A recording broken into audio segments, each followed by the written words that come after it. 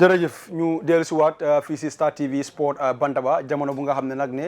dina am waxtaan bu nga xam ne dinañ ko def ak kii di ma honorable minister bu es bi muy Bakary Badji si wàllum lii tàggat yaram fii si biir lii dem réew mi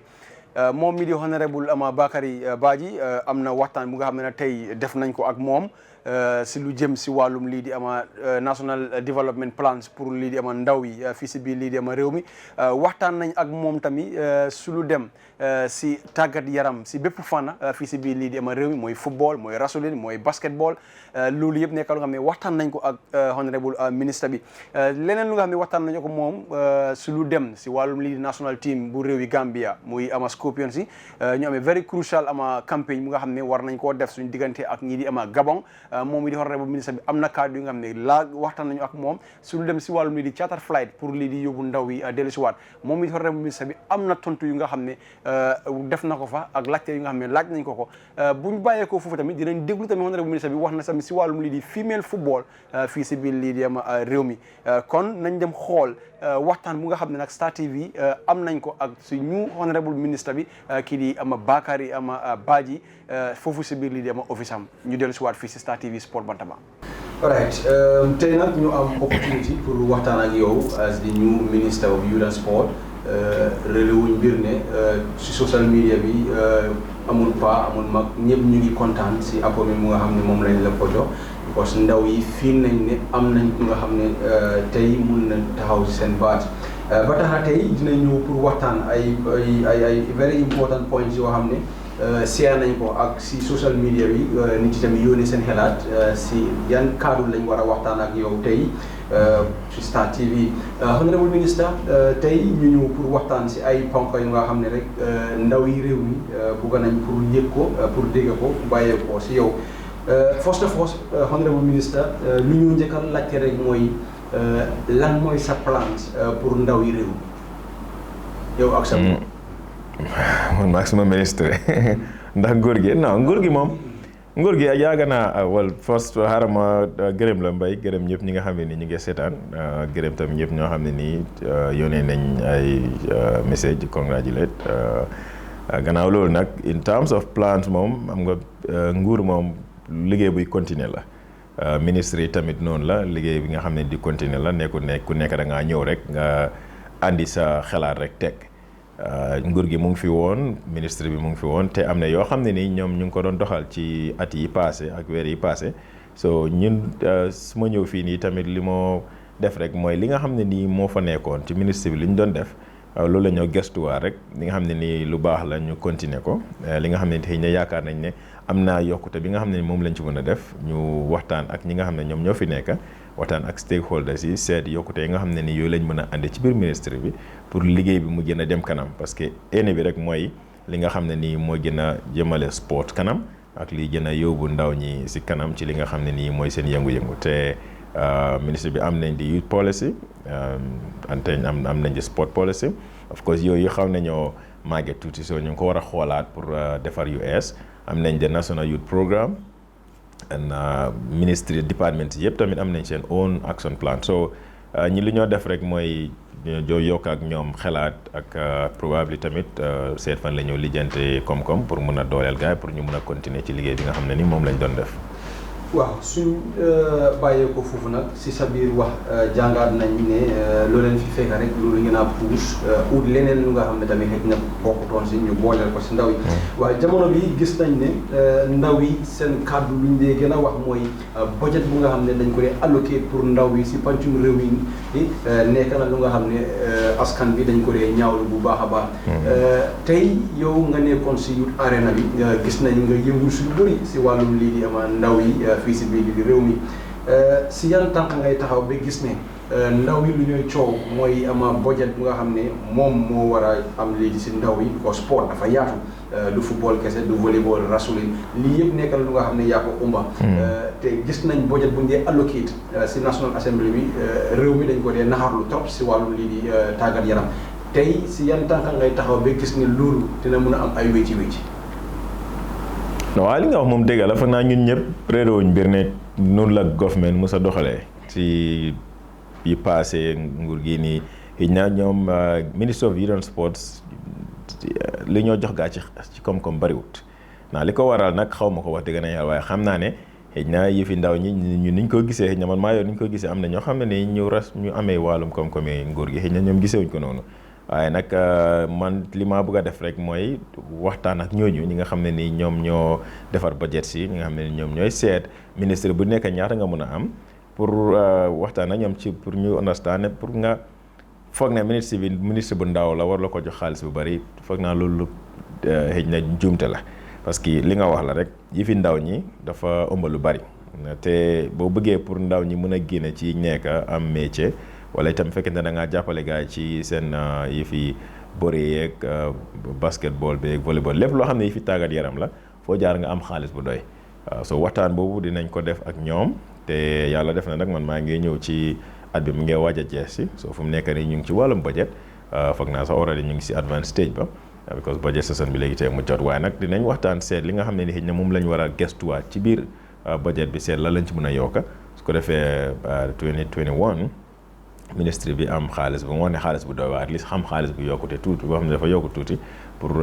ñu mën a develop sports tamit mën a jàppale ndaw ñi te develop sports mooy seet infrastructures yi nga xam ne moom lañ am naka lañ ko mën a defaree mu gën a baax parce que boo bëggee tàggat yaram mu jëm kanam foo jaar nga gestuwaat gannaaw lu ko doore ci lu gën a suufee ci place yi nga xam ne nii moo fi nekk nga seet naka nga mën a def pour defar place yi nga xam ne nii foofu la nit ñi di dem pour tàggat yaram bu dee ñi basketball la fu ñoo trainer volleyball tamit fu ñoo defee seen rehearsal si ak yooyu yëpp boree the same thing ñoo xam ne tamit ñu ngi ci wàllum arts bi musique ak yeneen théâtre ak drama nga xam ne ñëpp ndaw lañ seet lan la nguur gi mun a waxtaan ak yeneen baxaasi nguur yi nga xam ne ñoo amee boor yooyu pour lu mu leen a dooleel so lii lañ bëgg a jëflante te bu ñu yàlla dimbale incha allah dinañ mën a liggéey loolu waaye ñaareel bi tamit ci at bii nii ci doorin ba nguur gi amoon na lim taxawal ñu ko ooyee sport levy te sport levy bi ci wàllum communication bi lay ñëwee so yaakaar nañ ne sport levy boobu noonu tamit war nañ ko mën a jël pour dooleele ko ñi nga xam ne ni ñoom ñoo nekk ci fi tàngat yaram raada nañu ko spent yeneen yoo xam ne ni xëy na du mën a add value bu bari ci li nga xam ne ni mooy yóbbu sport bi kanam so nguur gi wane na ité boobu noonu ci wàllum sport levy bi li si des rek mooy naka lañ ko mën a manager ba mu baax mu njëriñ nit ñi. waaw si sport levy boobu sax bëggoon nañ si ñëw gën see indi yaatal. pour waxtaan ak yow ndigmi réew mi ñu bëri gisoon nañ ne comme noo ko waxee rek tegoon nañ ko ba ñëpp amoon si yaakaar waaye benn tey dafa mel ni loolu déggatuñ dara si mbiram. loolu nekk na lu nga xam ne dina jàppale lii di sport in general astuma football xam nañ ne dafa laaj lot of resources jamono bi yow fooy taxaw ba gis ne di sport levy dina nekk lu nga xam ne dafa go through as soon as possible. wala xam nga nguur moom nu moo liggéeyee ne xëy nag soo nekkutee ci biir nguur gi doo dee mën a xam exactly nu nguur gi liggéey waaye nag lu nekk process la lu nekk fa am fi moo jaar so li important rek mooy képp ki nga xam ne ni yow yaay jiite nga toppal li nga xam ne nii moom la nguur gi teral ba gis ne jaarale nga ko yoon pour li nga mën a jot nga jot ko waaye nag bu fekkente ne xëy na loolu demeewut noonu da ngaa gis ne daf day jafe trop parce que mën ngaa nekk si Ministry of Youth and Sports nga ne parlement approuvé nañ sport levy waaye nag parlement bu ñu ko approuvé tamit dafa am sarte yi nga xam ne ni moom lañ teg ne yooyu nga war a toppa pour nga mën a jot xaalis bi so bu fekkente ne loolu nag amut ñun li ñoo ñëw rek mooy waxtaan ak ki nga xam ne ni moo fi nekk di permanent secretary bi ak DPS bi ñu waxtaan ak Ministry of Finance ak ñi nga xam ne ni ñoom ñoo nekk PURA ñu responsible for yi fi communication pour seet lan la ministre mën a def pour mën a jot xaalis bu dee dañoo bind request wala budget la wala lépp loo xam ne ni li ñoo def ci wàllum process dinañ ko def so loolu moom man maa ngi just jël office last week maa ngi jàng kayit yi pour xam naka la yëpp yi demee bu ñu demee ba xam fan la toolu dinañ xam it tamit yan jéego la ñoo jël pour mun a topp loolu mun koo jot waaye tamit jox ko ñi nga xam ne ni ñoo ko yelloo ci wàllum grassroots bi nga wax ak tamit yeneen association fi nekk pour support leen ci seen activités yi. well ñu ñëw nag si development si wàllum lii di sport si rural Gambia bi because recently some couple of months gisoon nañ ku fi nekkoon mooy Fadara Dame Siwe amoon nañ lu nga xam ne defoon nañ ko mooy ay parks. gisoon nañ leen si rural area bi waaye jamono bi dafa mel ni gisatuñ ci dara. ndax yow boo ñëwee yaa ngi bàyyi xel loolu fan la loolu toolu jamono bi. waaw loolu bokk na ci moom handing over bi ma jox parce que naa comme suñ communication officer information officer bi seewoon na nataal pour wane ne rek jël naa office tamit ki nga xam ne ni moo fi nekkoon dafa mel ni am na kayit yi mu binda jox ma ko pour won ma fan la ministre bi toolu ci liggéey ci parks yi nga wax bokk na ci li nga xam ne ni loolu la ma wax mooy fii nii somewhere in Kiang ak URR ak foog naa Farafenni waaw ñaar yooyu ñett yooyu noonu bëgg nañ ko dévelop defa artificial turf ak gën ko defar daal parks yi waaye nag comme li ma wax la rek ñoom bi ñoo defar loolu yaakaar gi mooy woon ci sport levy bi lañ yaakaaroon pour mun a jël xaalis boobu dépense ko ci parks yooyu noonu waaye nag comme sport levy bi ñëwut loolu moo taxoon yi fii xawoon na tardé tuuti waaye nag again delluwaat ci li ma waxoon rek yii yëpp li nga xam ne nii bokk na si li nga xam ne moom la ñoo jéem a lijjanti si time bii nii pour seet lan lañ mën a def li nga xam ne nii moo war si ministre bi mu def ko waaye tam li mu war si yeneen département yi ñoom itamit ñu def ko su ko defee ñu mun a jot xaalis bi mun a delluwaat continuer projet yooyu noonu parce que digga nit ñi nekk ci seen dëkkuwaay yi areas yooyu ñoom ñoo identify projet yooyu te mu nekk li nga xam ne dafa soxal nguur gi trop pour gis ne am nañ facilité yi nga xam ne ni moom lañ soxla te comme nguur gi sas na boppam ne dina ko def loolu li ma wone rek firnde bi ma wone rek mooy am nañ ité bi léegi nag li ci des nag mooy toppal li nga xam ne nii mooy war a tax pour li nga am li nga soxla nga mun ko def mooy koom-koom bi nga xam ne moom lañ soxla pour loolu. alright suñ bàyyeekoo foofu nag xam nañ ne football mooy tàggat yaram mu nga xam ne moo gën a am doole fii si biir lii dem réew mi. ba tax na nag loolu lañ gën a bëggoon a waxtaane waaye jaar nañ si lu bëri mooy plans pour youth yi gis nañ ko développement bi si rural ama Gambia bi leeral nga si. honorable ministre ñu ñëw nag dugg si biir lii di football lu nga xam ne mooy number one sport si réew mi. moo gën a am doole. jamono bi nag gis nañ ne réew mi ñu ngi am some difficulté si wàllu lii di football astuma si national team bi ak ligue bi tey ñu njëkkee ko si ligue bi balaa ñu ñëw si national team bi mu ngi amee very crucial game against Gabon. ñaan nag nga nekk di first minister boo gis ne réewi Gambia qualifié nañ si AFCON. tey honorable ministre ligue bi nekk na ligue bu nga xam ne benn tey fu mu em fa la em mu ngi suuf si sa ñëwin bu ees lan lañ yaakaar si honorable ministre bi pour gis ne. ligue bi dina attract sponsor. ligue bi dinañ ko télévise si State TV bi. waaw wàllum sponsor moom xëy na TV bi nañ ci ñëw waaye wàllum sponsor loolu yaakaar naa more of companies yi ñoom ñoo war a farlu jàppale ministre bi parce que dëgg-dëgg xëy na àdduna bi fu nekk sport lu ko yóbbu dëgg la ministre yi am na dat rôle boobu am na taxawaay boobu pour gis ne. li war ci xaalis ak defar parks yi yooyu yëpp ministre moo responsable waaye nag pour teams yi ñu leen di dimbale ñu leen di dooleel loolu private sector bi tamit daf ci war a ñëw bu baax so lu tax nag private sector bi nekkuñ di dugal seen loxo ci wàllum sport xaw ma ko ne wax dëgg yàlla waaye yaakaar naa dinañ initier waxtaan parce que benn li nga xam ne nii moom lañ bëgg a def ci ministre bi te waxtaan naa ko PS bi si fan yi passé mooy dañoo oote like stakeholders ñi nga xam ne ni ñoom ñoo amee yëfu sport ñu andi leen waxtaan ak ñoom am benn programme bi nga meeting bi nga xam ne moom la ñoo def ñu seet lan moo nekk jafe-jafe yi nga xam ne moom la ñu am ñaareel bi tamit mooy dañ bëgg a andiwaat tam ñi nga xam ne ñoom ñu nekk business companies yi fi nekk waxtaan ak ñoom pour ñu jox leen li nga xam ne fekk ñu am plan bu nga xam ne dafa leer pour wane lan ak la lañ bëgg a def plan bu nekk ñaata la jar then ñu présente ko si ñooñu wan leen ne lii moo nekk suñ plan and then dañ bëgg a private sector bi mu dugal si loxoom si wàllum sponsorship la yi nga xam ne ni mooy team si parce que yeneen soo ko xoolee yeneen dëkk da ngaa gis team boo xam ne benn compagnie moo ko adopt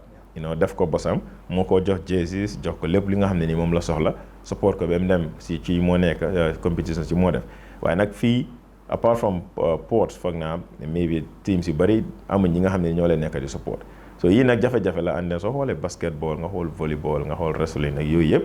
private sector war nañ ci mën a dugal seen loxo so ñun bëgg nañoo oote waxtaan boobu présent ko si ñoom seen hopefully some of them of course amuñ contrôle boobu noonu waaye nag yaakaar naa bu fekkente ne ñun ñëpp li yóbbu réew mi kanam moo ñu itteel then ñoom tam war nañ ci mën a ñëw dugal seen loxo te dëgg la si ministre bi la war a jógee initiation bi fii la war a jógee te pare nañ pour gis ne initier nañ loolu noonu and then hopefully ñoom dinañ mën a d'accord ak ñun pour dimbale ñu si li nga xam ne ni mooy suñu sporting activities. right ñu ñëw nag si GFF ndig ne lu dee gën a bëri si social media mooy national team bi ñu ko moom mooy nguur gi GFF moom muñ national team bi lu dee gën a jot mooy ne nguur gi du ñooy def seen warugal si national team bi ëpp doole bi yëpp mooy Gambia Football Federation ñoo ko def mooy si subvention money bu nga xam ne mooy bàyyeekoo FIFA te dafa am fu nga xam ne fa la war a dugal tey lan nga ñu mën a leeral si mbir yooyu ndig ne national team bi ñu ko moom mooy government ndax government ndax yow pare nga pour gis ne government warugal ñu war a def si national team bi yëpp dinañ ko def ba boobaa nag GFF dinañ mën a roceeku subvention xaalis bu ñëw ñu mun koo pousse si yeneen place bi ndig wax nañ ne ticketing si accommodation bi match bonus si yëpp mu ngi bàyyeekoo si Gambia Football Federation bàyyeekoo si nguur gi. loolu lañ wax kan moo wax loolu loolu de xëy na loolu information bi ma war a gëstuwaat la parce que man li ma xam ak li ma receive si handing over dafa uteeg yow li nga wax parce que as far as li ma fekk mooy national teams yi yëpp government ñoo ko def sponsor government ñooy fay seen tickets yi ñooy fay seen accommodation ñooy fay lépp li nga xam ne luy dem ci wàllum football la ci biir réew mi fii ak su teams yi di génn ci biti loolu moo fi ne non waaye yenn yi xëy na mu am façon yooyu noonu nga xam ne xëy na dañ war a jënd ticket mais bi government amuñ xaalis at the time ñuy wax GFF bi ñu finance ko ba dañ leen dee delloo seen xaalis su government subvention bi ñëwee so as far as fi mu nekk nii right now according to lu ma PS bi wax ministry bi amee luñ xaalis GFF waaye most of the matches government ñoo dee fay everything ñooy fay seen tickets yi even seen Portugal game bi nii sax the same thing la I mean seen test match bi ñoo def nii in Portugal right now loolu la ñu ngi waajal Gabon in November loolu yi tamit already gaa ngi liggéey ak ñoom through the PS pour gis ne government dugal nañ xaalis ci yëfi ticket so government ñoo dee fay du nekk loo xam ne nii lu jaar yoon la pour nit wax ne GFF ñoo dee sponsor all of those things no government ñoo ko dee fay ñoo dee fay tickets ñoo dee fay everything loo xam ne lu jëm ci wàllum football teams yi ak seen participation both in the Gambia but also outside the Gambia. well noo leen mën a def sa ministry ak government pour mën a work hand in hand pour gis ne national team bi dina mën a am sponsor bu nga xam ne dina wàññi lot of load boo xam ne mooy bàyyeekoo si government bi because soo xoolee si yeneen réew lu mel ni Guinée Bissau Sénégal Orange 100% ñoo amee national team bi nekk nañ ñu nga xam ne ñoom ñooy dugal koppar yu gën a bëri pour gis ne team bi dina mën a am lépp lu mu soxla because soo xoolee réewi Gambia ak obstacle su nga xam ne team bi mu ngi koo am mooy translate daf dee bëri trop si fekkee ne place yaa ngi war a play loolu nekk na lu nga xam ne nag réew mi buggatuñ ko luñ bugg a mooy ne nag nguur gi def seen kéemtalaay kattan ba gis ne xaalis dina mën a am su mënee am ifi ne chartered flight boo xam ne dina mën a yóbbu players yi indiwaat leen because ñu ngi toll foo xam ne it's a crucial position Gambia mu ngi waaj pour qualify for the first time tey lan nga mën a def yow ak nguur gi ak compagnie yi ba gis ne loolu dina mën a am ñu am sponsorship bu nga xam ne dina dimbale team bi wala ngeen dimbale national team yi ñu am ay chartered flight boo xam ne du leen disturb. non xam nga comme li ma waxoon earlier rek yi fi sponsorship loolu nguur gi li mën a def rek mooy binda request waxtaan ak ñi nga xam ne ñoom ñoo nekk compagnie yi compagnie yi pour ñoom ñu support loolu dafa des ci ñoom waaye nag again xëy na dañu war a am a kind of a policy bi nga xam ne comme yeneen compagnies yi dinañ leen encourage whether I'm not sure xam nga comme li ma wax rek man maa ngi door a ñëw xëy na xamaguma exactly nitty-gritty naka la moo demee waaye initiation si mun naa am mooy ne company mun naa sponsor a national team in return government tamit xëy na mu wàññi leen ci seen yeneen taxes yeeg seen yeneen payments yi nga xam ne moom la ñu war a def suñ fekkente ne decide nañ pour take over a team so all of those things xam naa daf dee happen ci yeneen réew waaye na xëy na Gambia waxtaanewuñ suñ waxtaan moo àggagut foofu waaye yooyu yëpp bokk na li nga xam ne nii ñun dinañ ko bëgg a def te again foog naa ministre bi dafa war a nekk place bi nga xam ne nii képp koo xam ne yaa ngi ci biti nga am xelaat nga am xam-xam pour ñoo mun a doxalee ministre bi mu gën a baax ñun invite ñëpp ñu ñëw ñu waxtaan soo xëy na ñun mënuñoo am the answers right now waaye nag li ma bëgg a doxalee ministre bi mooy ñu ubbeeku mun a invite nit ñi nga xam ne nii am nañ great ideas ñu ñëw toog waxtaan ak ñu moo tax ma doon wax ne bëgg nañoo organise wala oote that stakeholders yi nga xam ne ni ñëpp ñoo xam ne ñu ngi ci wàllum tàggat yaram dinañ ñëw bu dee football ak yeneen ak yeneen ñu ñëw waxtaan seet lan lañ mën a def pour mun a yóbbu suñ sport bi kanam so bu dee compagnies yi itam bëgg nañoo ñëw ne dañoo take over a team that would be great. xam naa ne Gambia time boobu suñu under 17 bi ak under 20 bi dañ daan am sponsorship from Gamtel ñoom security ak yooyu noonu and Africell and all of that and for now at one time tamit suñ national coach bi tamit Africell ñoo doon fay lifin sami salary sami ak yooyu ak allowance sami so yooyu yëpp mun naa nekk loo xam ne nii buñ ci delluwaatee waxtaan seet bu dee dafa am xëy na li xewoon ci diggante ba tax yooyu stop ñu seet lan lañ ci mën a def su ko defee ñoom tam ñu mën a continuer def waaye dëgg la sport mënut a dem kanam su fekkente ne dépense bi ñu soxla nekku fa te dépense bi tamit du nguur gi rek moo ko mën a def dëgg la nguur bi moo amee di primary responsibility moom lañ ko sas waaye nag comme nguur gi dafa soxla yeneen ndimbal from others ba mu jaar tamit ñu ubbeeku tuuti mun a el ko ñooñu pour ñu ñëw now chartered flight ba am na so again it depends because bu fekkente ne da ngaa wax ne dañoo fay individual tickets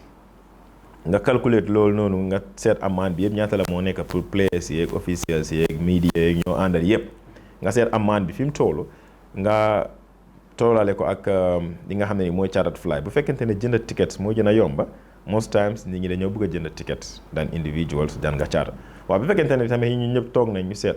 buñ charter flight bi nga xam ne dafa ñëw Banjul fii jël players yóbbu leen suñ play ba pare mu delloo si waat leen li ñoo dépense ci xaalis mooy gën a néew daan bu fekkente ne leen di jëndal ticket then obviously it will make more sense pour nga charter flight bi waaw nag comme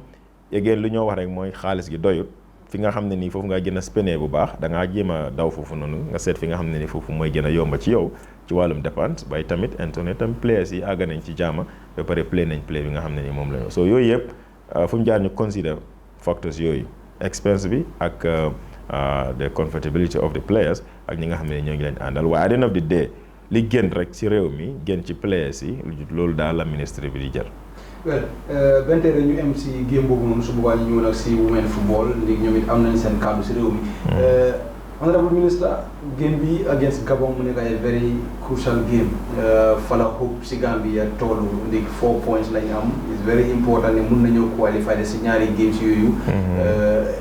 dañ di ko day ñaawlu trop ñu gis Gambia dem play si réewi jàmbur ñu njëkkee Gambia fii si biir lii dama réew mi li ko waral mooy si mbiri chartered flight tey bu fekkee ne sponsorship bi ñëwut ak leneen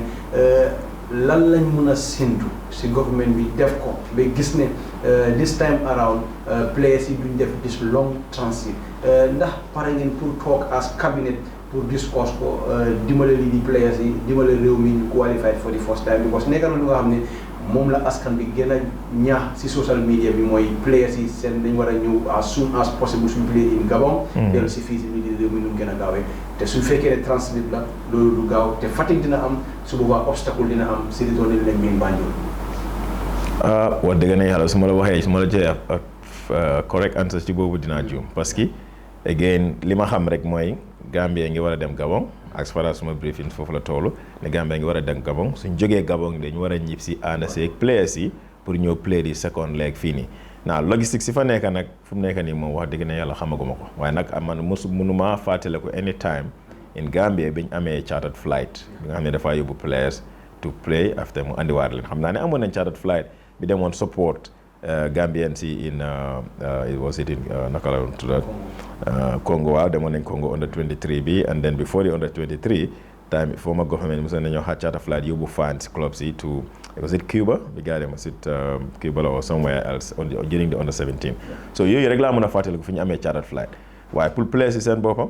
again mosuma koo gis anywhere but yes bu fekkente ne loolu has been a constraint ndax dina nekk this match bi ñëw ndax dina nekk yeneen match yi nga xam ne ni moo cay tegu mun nañoo waxtaan seet again lan lañ mën a def because again team bi ak ko dëkk bi yëpp li ñoo ñaan mooy Gambia qualify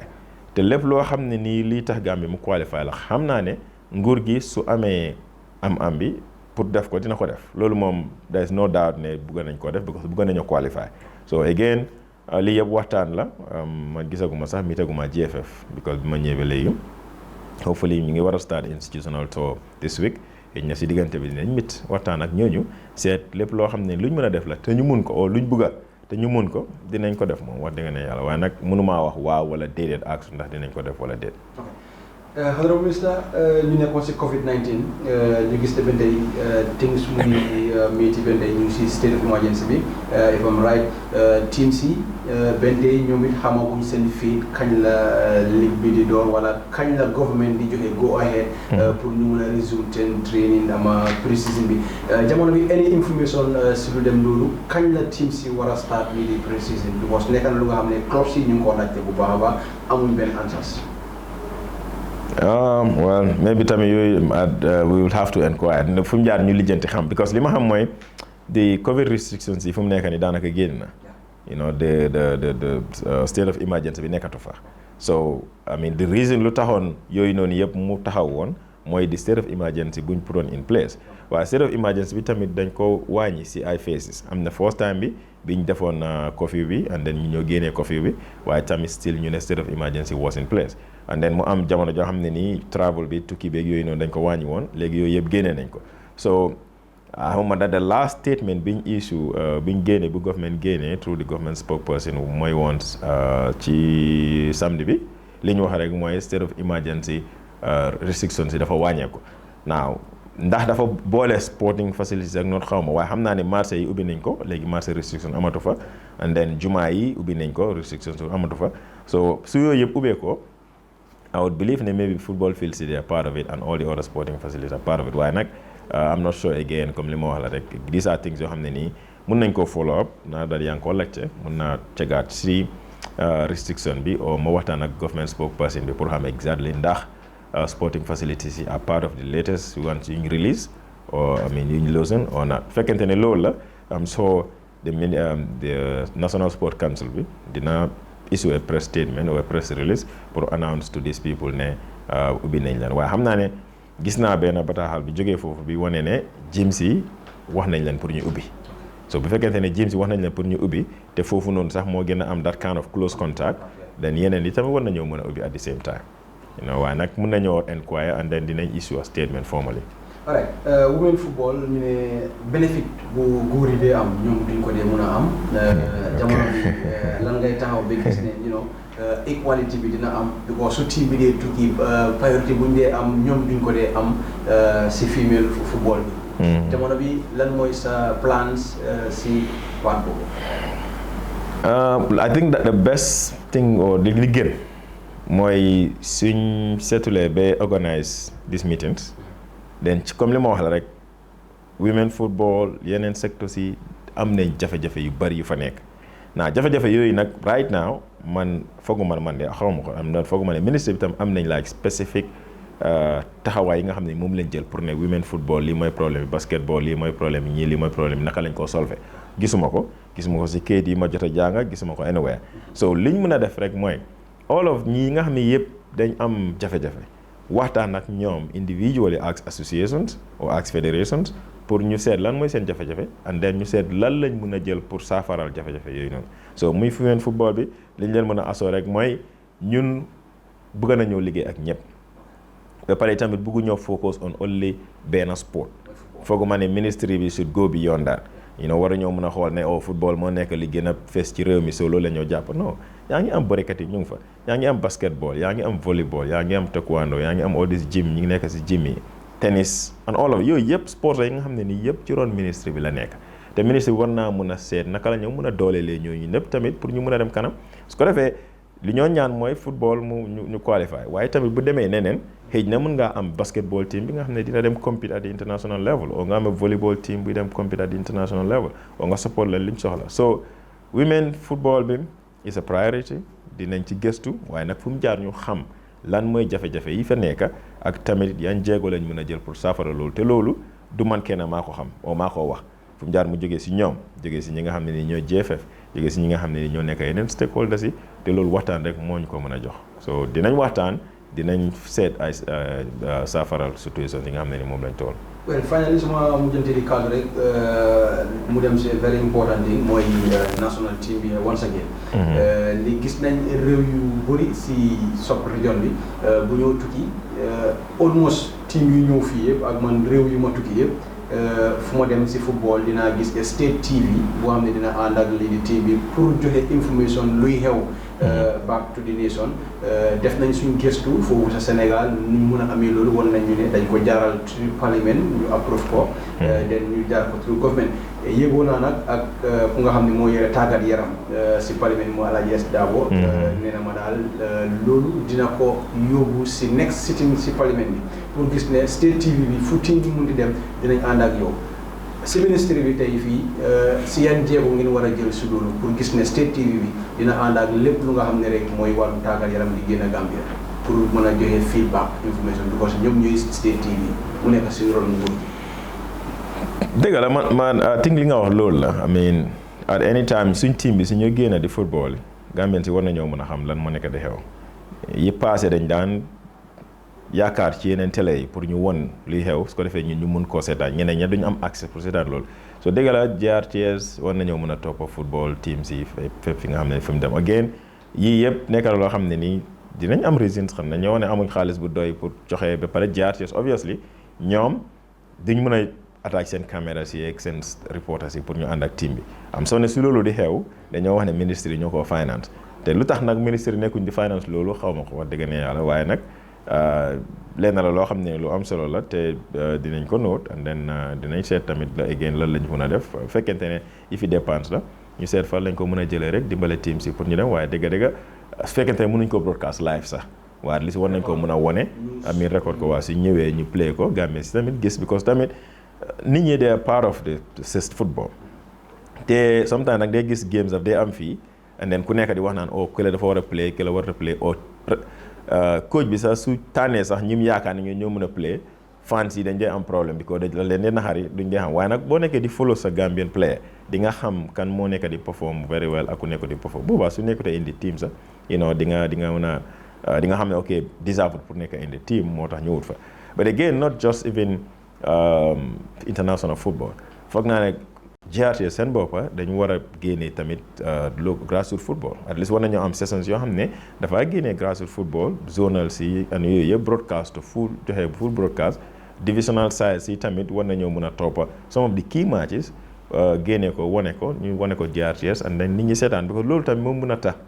interest bi mu nekk fa because soo xoolee Gambians yi which is unfortunate but suñ ndaw ñu bari they more focused about UEFA bi yeneen leagues yi outside the Gambia because interest bi is not there so lu ñu mën a def nag pour develop that local football bi nga xam ne ni Gambians yi duñ just focus on the national side waaye dinañ am interest at the local football GRTS war naa mën a bokk ci ñi nga xam ne ñoom ñooy promote suñ local football bi te yooyu yëpp nañ ko waxtaanee seet ndax dina mën a nekkal loi maybe not because loi yi tamit not lu nekk nga di binda ci loi bi pour ne ok GRTS dafa war a nekk su team bi di dem GRTS dafa war a nekk because soo defee loolu foo jaar tamit nga lijjanti fi nga amee xaalis bi nga dépensé waaye bu ñu ko defee like a normal procedure or policy within si biir ministry bi ou si biir diggante GFF or even sign a memorandum of understanding diggante Ministry of Youth and Sports Gambia Football Federation ak GRTS nga xam ne dafa nekk da tripartite memorandum of understanding ñun ñetta and then you set means of making it available so nit ñi di dem GRTS contribute something ñun ñu contribute something ñun ñu contribute or GRTS look for sponsors yi nga xam ne ni dinañ leen mën a sponsor su fekkente ne team bi dem na si biti su ñoo play games yooyu ñu wone sponsors yi and then ñu recover xaalis bi nga xam ne moom lañ spend yii yëpp initiative yoo xam ne nii dafa des ci nit ñi ak waxtaan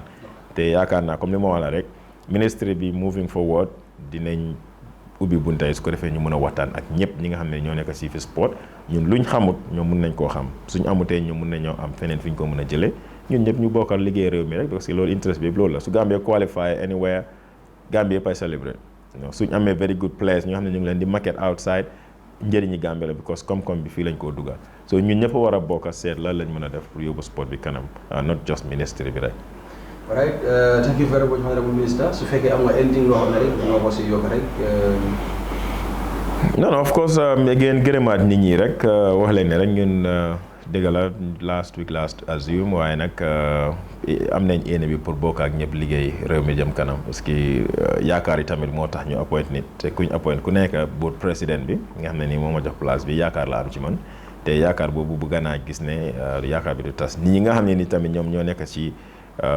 dëkk bi social media ak suñ dëkkuwaay di celebrate appointment bi tamit yaakaar a tax te yaakaar boobu noonu ñaanuñ yàlla pour tas parce que bu ëllëgee nit ñi dañ wax ne lii lañ yaakaaroon ci yow def loo ko waaye nag loolu yëpp mënut a nekk bu fekkente ne jàppale amul fa so ñu ngeen ñaan nit ñi ñu ñaanal ñu leen tamit jàppale ñu ku am xelaat ku am man-man wala lépp loo xam ne nii luy tax ministre bi liggéey ni mu war a liggéey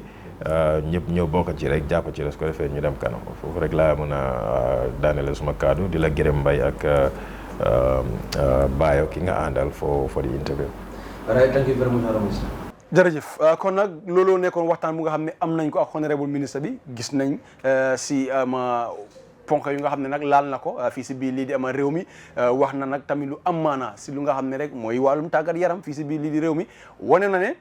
dinañ indi stakeholders yi dinañ indi private companies yi toog waxtaan ak ñoom xool nu ñooy def ba gis ne dinañ mun a dugal ay koppar yu takku si ama ligue bi dugal ko tamit si national team bi tamit dinañ gis ne dina toog waxtaan ak Gambia Football Federation ak GRTS ak ministère xool naka la state TV bi mooy GRTS di mën a def ba gis ne saa yu national team bi génni wala leneen lu uteeg national team bi si boppam mooy basket muy volleyball GRTS dinañ mun a dem ak lii di ñooñu kon nag loolu yëpp nekk na lu nga xam ne waxtaan nañ ko ak kii di moom gis nañ ne tontu na question yu nga xam ne moom lañ ko amaloon kon nag lii moo nekkoon waxtaan bu nga xam ne am nañ ko ak kii di honorable ministre bi kii di ama Bakary Badji kon nag ñu jox leen dox daje ba beneen yoon fii si Star TV Sport Bantaba.